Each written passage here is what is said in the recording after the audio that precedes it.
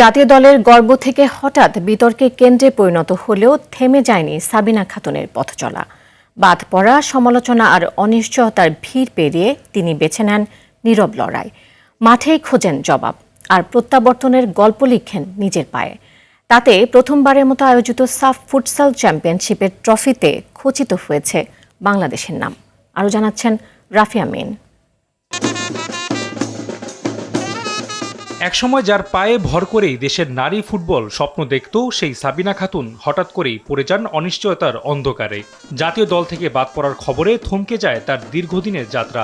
মাঠের নায়ক থেকে এক লোহময় প্রশ্নবিদ্ধ চরিত্র, সমালোচনা, গুঞ্জন আর নাটকীয়তায় ঘিরে ধরে তাকে।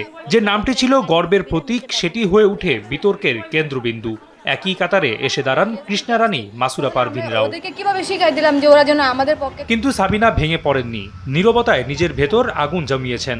আলোচনার টেবিলে নয়, জবাব খুঁজেছেন মাঠে, ঘাম, পরিশ্রম আর অদম্য প্রত্যয়ে। সময়টা পক্ষে ছিল না, তবুও সময়কে নিজের পক্ষে আনার লড়াই থামাননি এই নারী ফুটবলার।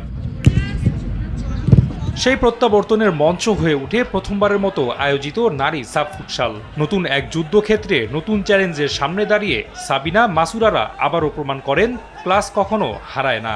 গোলের ক্ষুধা, নেতৃত্বের দৃঢ়তা আর জয়ের নেশা, সব মিলিয়ে সাবিনা আবারও হয়ে ওঠেন দলের অনুপ্রেরণা। তাতে ভর করেই দেশে আসলো ফুটসালের ট্রফি। অবশ্য এটা শুধু শিরোপাই নয়, নিজের চিরচেনা সৈন্যদের নিয়ে সাবিনা যেন ফিরিয়ে আনলেন নিজের হারানো মুকুটও। এই গল্পটা কেবল একটি ট্রফি জয়ের নয়, এটি লড়াকু মানসিকতার গল্প। উত্থান পতনের মধ্য দিয়ে নিজেকে নতুন করে গড়ে তোলার গল্প। সাবিনা খাতুন আবারও দেখিয়ে দিলেন সমালোচনার কোলাহল ক্ষণস্থায়ী, কিন্তু আত্মসম্মান আর সংগ্রামের জয় চিরস্থায়ী।